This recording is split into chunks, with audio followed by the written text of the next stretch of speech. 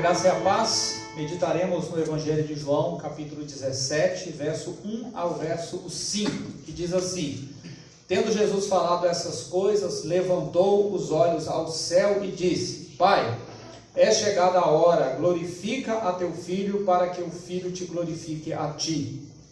Assim como lhe conferiste autoridade sobre toda a carne, a fim de que ele conceda a vida eterna a todos os que lhe deste, e a vida eterna é esta, que te conheçam a ti, o único Deus verdadeiro, e a Jesus Cristo, a quem enviaste. Eu te glorificarei na terra, consumando a obra que me confiaste para fazer. E agora glorifica-me, ó Pai, contigo mesmo, com a glória que eu tive junto de ti antes que houvesse o mundo. Vamos meditar na seguinte grande ideia: glorificamos a Cristo quando confiamos nossas intenções ao Pai Celestial.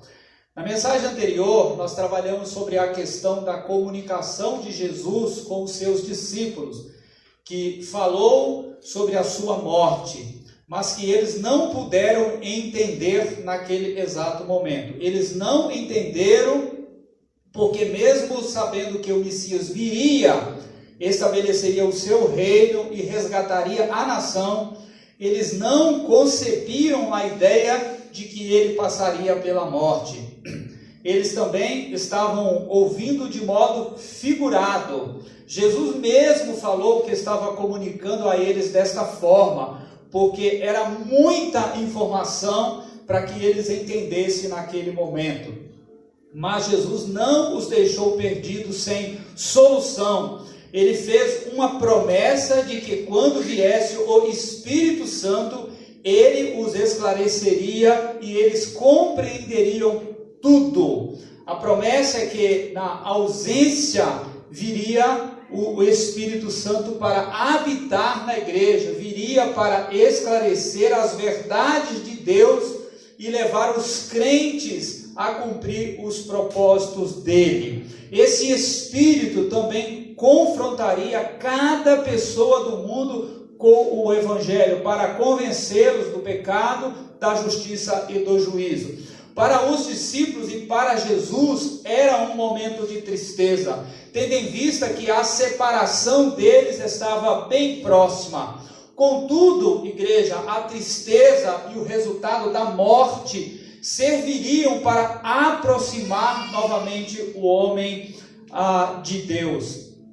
Este capítulo 17 é a descrição do momento final de Jesus antes de ser preso, condenado injustamente e crucificado. Este capítulo encerra uma reunião com os discípulos que começou lá no capítulo de número 13. Este é o momento da hora de Cristo, de fazer aquilo que ele veio para fazer nesse mundo. Se você se lembra da mensagem lá do capítulo 2 de João, daquela festa de casamento, quando Maria, sua mãe, soube que o vinho havia acabado, ela se dirige ao seu filho, ao seu Jesus, e lhe diz: eles não têm mais vinho. Jesus responde: mulher, que tenho eu contigo? Ainda não é chegada a minha hora. E lá no capítulo 7, falando dos seus irmãos, eles dizem para Jesus com certa ironia: vá para Jerusalém e faça lá, no meio da festa, os seus milagres, onde todo mundo está. Mas Jesus também respondeu a eles: ainda não é chegada a minha hora. Por 4 vezes ao longo do Evangelho de João, Jesus repetiu esta expressão: não é chegada a minha hora. Mas agora, aqui nesse capítulo, nesse momento, a hora de Jesus realmente chegou. E o que ele fez antes da sua hora? O texto diz que ele foi orar: Pai, é chegada a hora. Então, naquele momento, ele não tinha mais nada para falar aos seus discípulos, tudo já havia falado desde o capítulo 13. Então, ele levantou os olhos ao céu, como que olhando para o Pai Celestial, em direção ao Pai Celestial, e começou a conversar com ele expressando o que estava se passando no seu coração. Em momentos de angústias, precisamos levantar os nossos olhos aos céus em direção ao Pai Celestial. Foi justamente isso que Jesus fez e é o que nós também devemos fazer. Por quê? Porque a oração, esse relacionamento, essa porta de relacionamento que Deus deixou, ela é um grande mistério, irmãos. Muitas vezes pensamos que Deus é aquele que vai satisfazer todos os desejos do nosso coração. É um grande mistério porque não sabemos orar. Os próprios discípulos, certa ocasião, pediram a Jesus: Senhor, ensina-nos a orar. Temos vários relatos de Jesus se retirando para orar na palavra do nosso Deus, mas esta é a oração mais descritiva que temos do Senhor Jesus. Talvez pelo momento que ele iria passar, o momento da sua hora, o momento do cálice. A verdade é que nos quebrantamos mais quando estamos aflitos e necessitados. O que podemos então aprender com essa oração do Senhor Jesus? Vejamos então 3 ensinamentos de Jesus nesta oração. O primeiro, ele orou por um propósito celestial. Ele queria glorificar o Pai. Quando Jesus orava, era sempre de acordo com as prioridades de Deus. Olha só o verso 1. Glorificado teu filho, ou glorifica teu filho, para que o teu filho te glorifique a ti. A expressão glorificar tem a ideia de honrar. Em outras palavras, Jesus estava dizendo: Pai, manifesta a minha essência, o que eu sou, para que eu te honre e te manifeste ao mundo. Ele estava pronto para o sacrifício pessoal pelos propósitos do Pai, porque ele sabia que se fosse honrado, ele também honraria ao Pai, por causa da mesma essência deles. Ele estava rogando a ajuda do Pai, para que conseguisse cumprir os propósitos a ele designados, para que assim os cumprindo, ele pudesse glorificá-lo. O que Jesus queria era a habilitação de Deus para mostrar ao mundo a compaixão, o amor e a soberania do Pai e o plano de alcançar o homem perdido. O propósito de Jesus era unicamente e prioritariamente glorificar ao Pai. Por isso que a oração do Pai Nosso, lá no Evangelho de Mateus, no capítulo 6, o verso 9, começa assim: Pai nosso que estais nos céus, santificado seja o teu nome, venha o teu reino, seja feita a tua vontade. Apesar do uso inadequado, muitas vezes, dessa oração, ele a deu aos seus discípulos como um modelo de como os seus discípulos poderiam e deveriam orar. Não é para repetirmos de forma mecânica exatamente as mesmas palavras, porque uma oração envolve evidentemente relacionamento com o Pai Celestial. A oração do Pai Nosso contém princípios que devem ser ditos nas nossas orações. Deve conter exatamente o conteúdo nas nossas orações. Então, antes de qualquer pedido que façamos, devemos pedir que o nome de Deus seja, como Jesus está dizendo aqui em João 17, seja glorificado. Ou seja, que o nome do Senhor seja honrado. Que o nome de Jesus e do Pai não sejam tratados pelo mundo e por nós de maneira vã. Jesus ainda diz: venha a nós o teu reino, que a tua vontade seja estabelecida sobre a terra. Em João 17, Jesus estava orando de acordo com o que havia ensinado aos seus discípulos. Pai, glorifica-me para que eu glorifique o teu nome. Jesus estava demonstrando que não estava preocupado num primeiro momento com as suas necessidades, mesmo tendo uma perspectiva clara de morte. Pelo contrário, ele estava pedindo a glória do Pai, ele estava pedindo para ser honrado e glorificado naquela cruz, para que o Pai também fosse glorificado. Hoje em dia, utilizam a cruz como um símbolo de proteção e religiosidade, mas no tempo de Jesus, a cruz era um instrumento de vergonha e de dor. Quando o indivíduo estava andando com a cruz no meio da rua, não significava nenhuma honra, mas sim que ele estava sendo considerado um dos piores bandidos, um terrível criminoso naquela época. Jesus estava tomando a figura da cruz com a sua associação com a vergonha, para, através da morte de cruz, demonstrar glória ao Pai Celestial. Jesus não estava buscando reconhecimento da sociedade, ele não estava buscando exaltação, pelo contrário, ele estava pedindo ao Pai que, através da sua morte, os pecados de cada um de nós, dos discípulos, de toda a humanidade, de todo mundo, fossem punidos e pagos, de maneira a mostrar ao mundo o teu grande amor, a tua bondade, a tua justiça, a tua misericórdia. Dessa forma, estabelecendo a ponte para que o homem pudesse voltar à presença do Pai, a comunhão perdida lá no Éden. Quando Jesus estava buscando a glória, não estava querendo a chance de ser reconhecido, mas queria ser levantado na cruz para que ali ficasse manifesta a glória da bondade do Pai. A glória que Jesus estava pedindo não era conforto, mas era sofrimento e morte. Mesmo não apreciando aquela situação, por isso foi que humanamente ele pediu: Pai, se possível, afasta de mim este cálice, esta morte, esse sofrimento, mas todavia seja feita a tua vontade. Então, igreja, a oração de Jesus não era de preocupação, de ansiedade por coisas materiais, por saúde, por mais que não seja errado orar por essas coisas.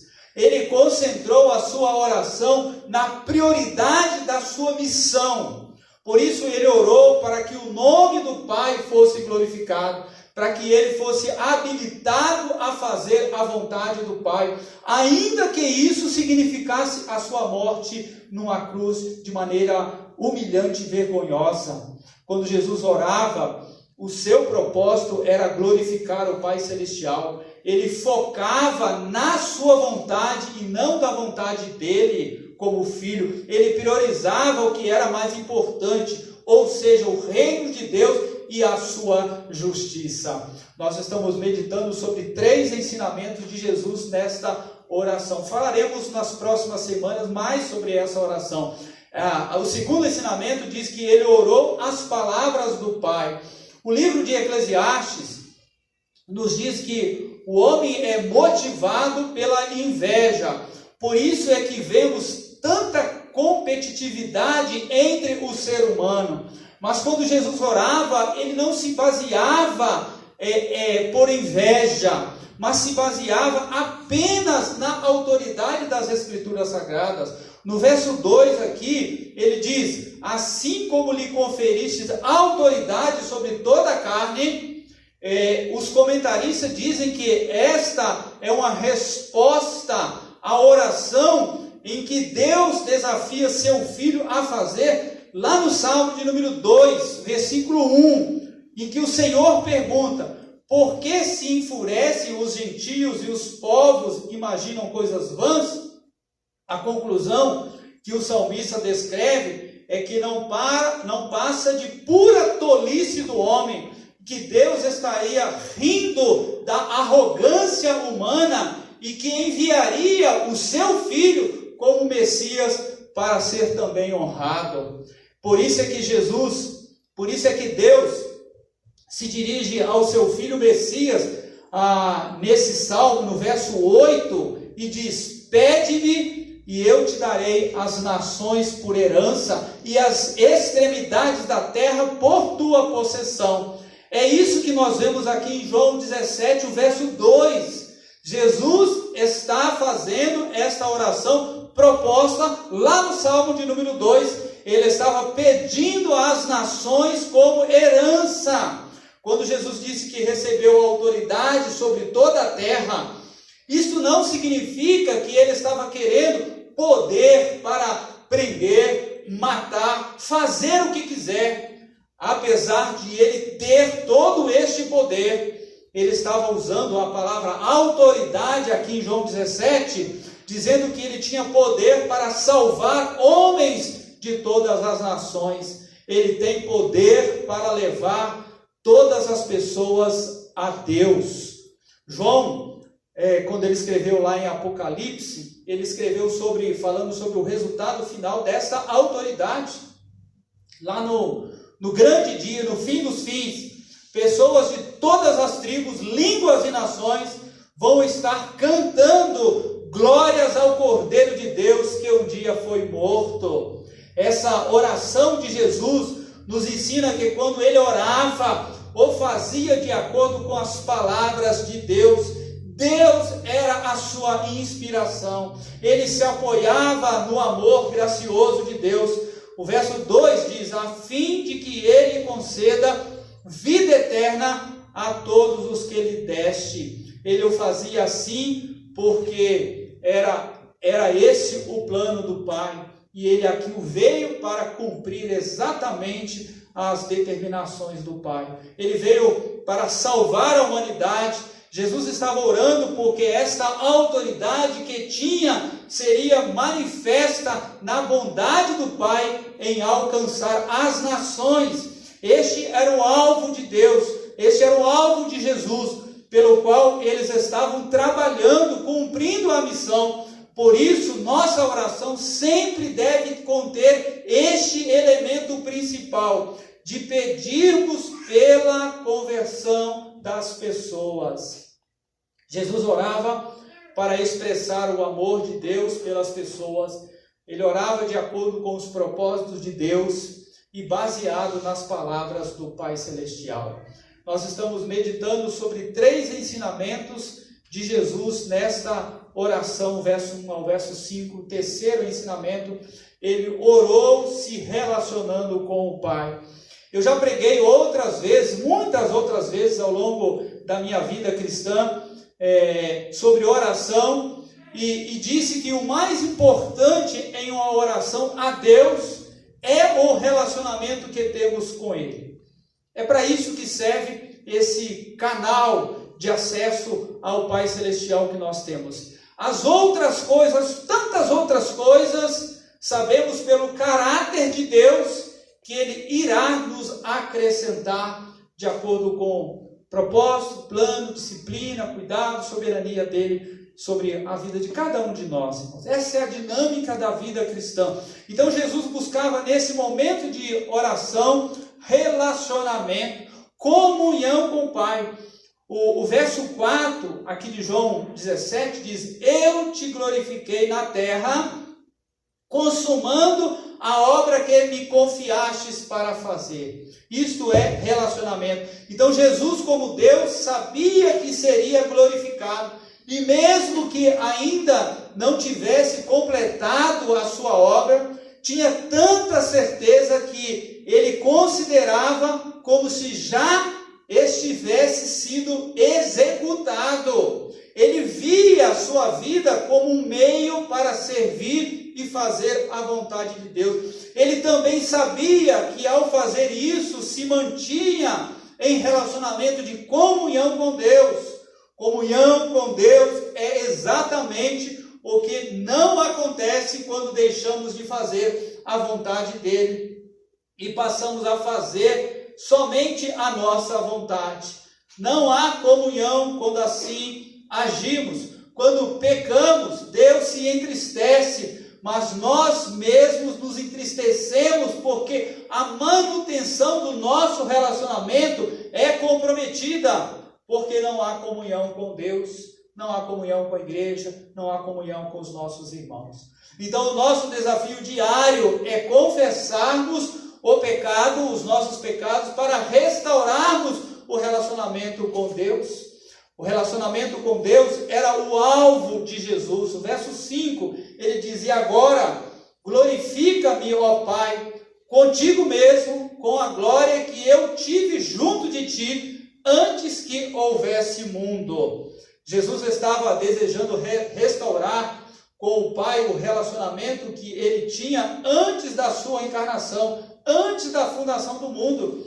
Ele vivia em plena unidade, em plena comunhão com o Pai, mas quando se encarnou, iniciou-se outro tipo de relacionamento. Por isso ele desejou estar em comunhão com o Pai neste momento. Ele orou sobre o alvo de Deus. Verso 3, ele disse: e a vida eterna é esta, que te conheçam a ti, o único Deus verdadeiro, e a Jesus Cristo, a quem enviaste. Então, o seu alvo é que o conheçamos.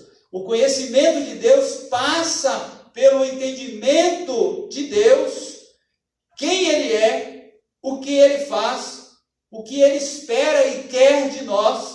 Então, o desejo dele é que nós nos relacionemos com Ele, não apenas nas quartas-feiras no culto de oração, ou aos domingos pela manhã, que é o nosso caso nessa pandemia, mas durante todos os dias da semana, em todos os momentos no nosso dia a dia. Voltando aos ensinos da oração do Pai Nosso, Jesus ensinou aos discípulos que a oração deve ser centrada em Deus, no seu reino, na sua vontade, em seu nome.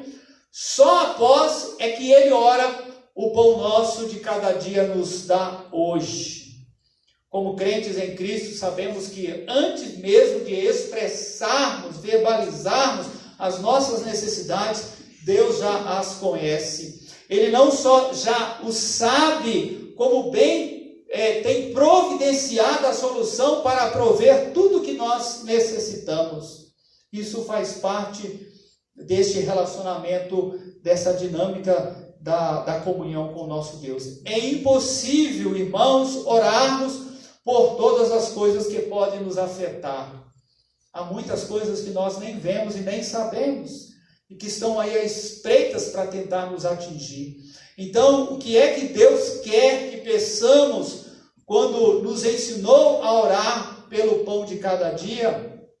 Eu creio no seguinte: ele está transmitindo aqui também a ideia de que, assim como temos fome diariamente, e por isso saciamos a nossa fome ao nos alimentarmos, da mesma forma precisamos também nos alimentar da comunhão com o nosso Deus. Não faz bem à saúde, quando nós nos alimentamos, engolir a comida de forma rápida, às vezes até sem mastigar, sem degustá-la. A comunhão também se dá quando apreciamos algo. Por isso é que Deus quer conviver conosco e quer participar da nossa vida. Quer que a gente tenha essa apreciação no relacionamento com Ele. O desafio de Jesus para nós é que oremos: Senhor, quero a mais plena comunhão que se pode ter contigo. A proximidade maior que nós podemos ter com Ele. Jesus estava orando de acordo com os propósitos de Deus, de acordo com as palavras do Pai e em busca de relacionamento com Ele. Lá no início do sermão, eu disse que glorificamos a Cristo quando confiamos as nossas intenções ao Pai Celestial.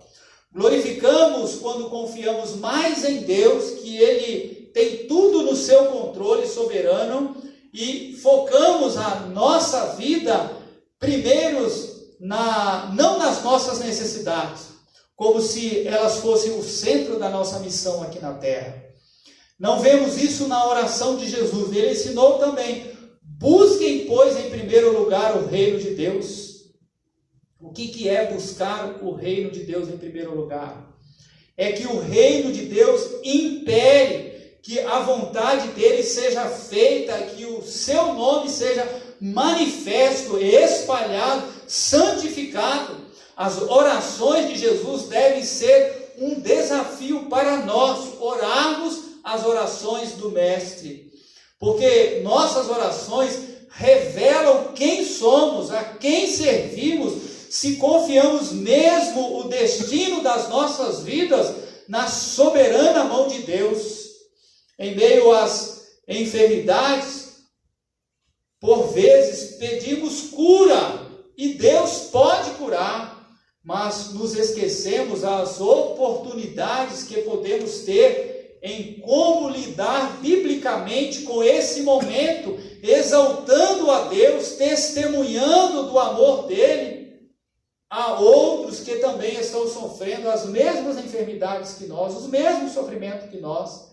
Essa é a visão que Deus quer de nós, seus filhos, que a nossa vida reaja positivamente conforme a oração de Jesus. Venha a nós o teu reino, seja feita a tua vontade, santificado seja o teu nome.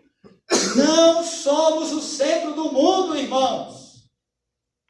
Por mais que o mundo prega que sim, Deus é o centro do universo.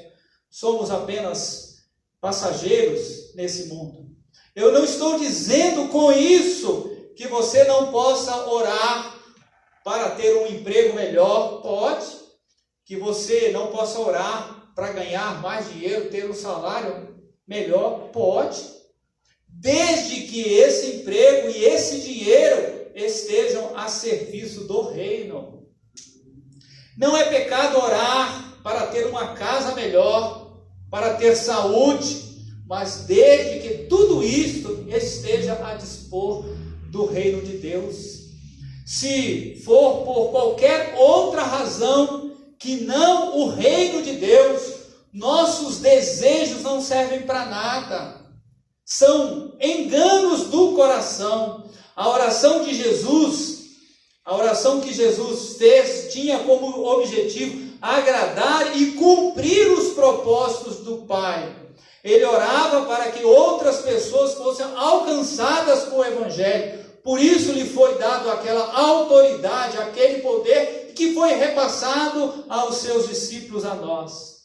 A pergunta que a gente pode fazer para refletir nessa manhã, nesses apenas 5 versículos, será que nós temos orado como o Senhor Jesus orou?